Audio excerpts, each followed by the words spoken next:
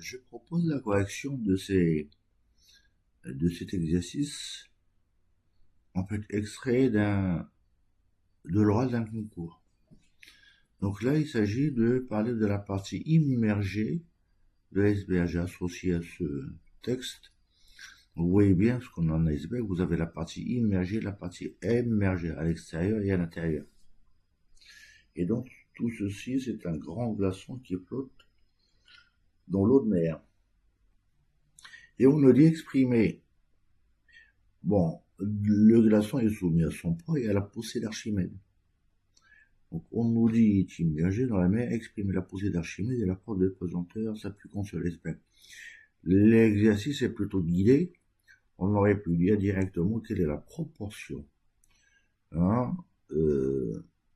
du glaçon ou de la glace qui est en fait celle qui est à l'intérieur et celle qui est à l'extérieur.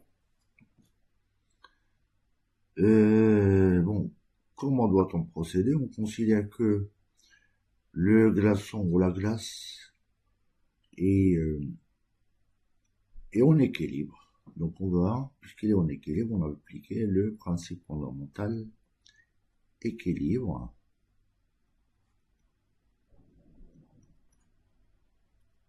Se traduit par la somme des forces est égale à 0. C'est-à-dire que le poids plus la poussée d'Archimède, on la note comme ça, égale à 0. Donc je vais donner quand même 2 ou 3 explications à propos de la situation et surtout par rapport au centre de gravité.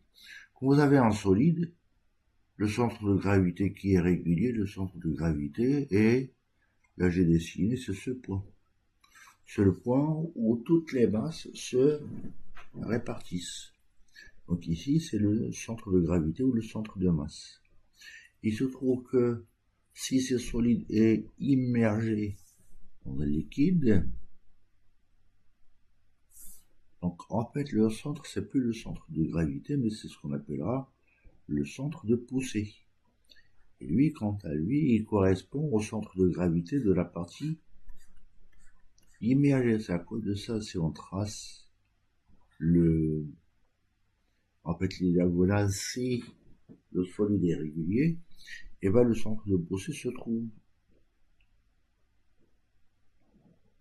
au-dessous. Ça, c'est le centre C. C'est ça la différence de fond, et c'est une des questions qu'on pourra poser. Non, ça c'est le premier point. Le deuxième point que je voudrais évoquer, c'est pourquoi la glace, qui est un solide, flotte. Ben, la glace, on remarque ça dans la vie de tous les jours, il suffit de prendre une bouteille de coca et de la mettre dans un congélateur. Et ben si on fait pas attention, elle va éclater, c'est-à-dire que le volume occupé par l'eau liquide est beaucoup plus important que l'eau solide est beaucoup plus important que celui de l'eau liquide. Et ceci est dû tout simplement aux interactions entre les molécules d'eau à l'état liquide et celles de l'eau à l'état solide, parce que dans les deux cas, c'est de l'eau. Eau solide, c'est glace. Eau liquide, c'est ce qu'on appelle l'eau dans le langage trivial. Donc c'est parce que les molécules, ils sont beaucoup plus attirées par les liaisons hydrogène dans l'état liquide. Quand l'eau se solidifie, et ben cet espace devient plus important. Ainsi, la glace fait partie des rares solides qui ont cette propriété. Donc ce rappel étant fait, donc nous on va appliquer, donc on va écrire tout simplement que le poids, après avoir projeté sur l'axe vertical, je prends un axe vertical comme ça, que le poids équilibre tout simplement la poussée d'Archimède. Donc le poids, c'est quoi? C'est la masse totale du glaçon, c'est le poids du glaçon, D'accord? Le poids du glaçon, c'est la masse du glaçon, multiplié par l'intensité de la pesanteur, est égal tout simplement la poussée d'Archimède. Par définition, c'est le poids du liquide déplacé. En d'autres termes, quand la glace a pris la place de l'eau. Et si je prends l'eau déplacée, c'est-à-dire, ça correspond exactement au volume de la glace.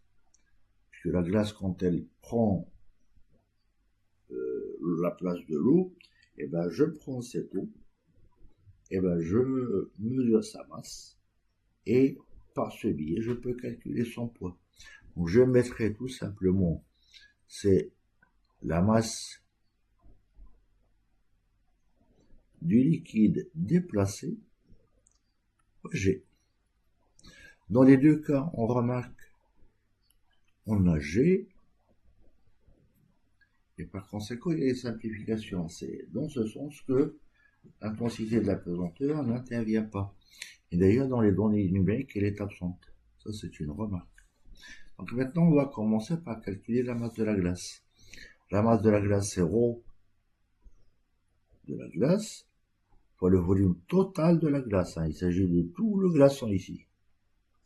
Par contre, ici, la masse de liquide déplacé, qui correspond, c'est le volume, c'est ρ du liquide déplacé, c'est-à-dire ici, du liquide,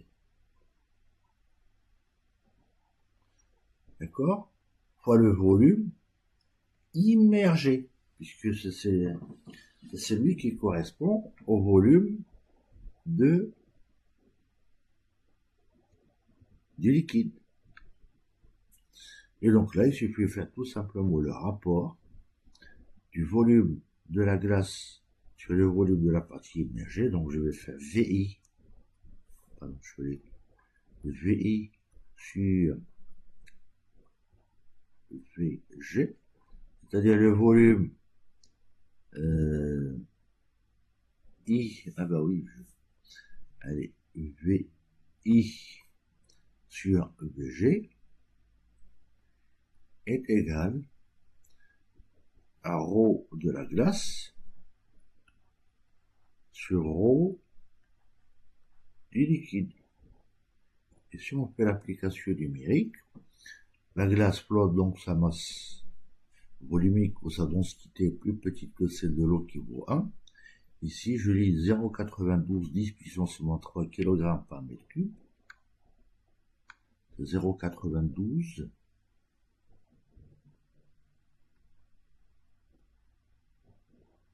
sur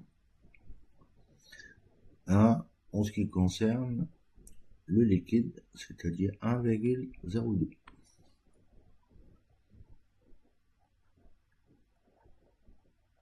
Et quand on fait cette division, on trouve 0,9.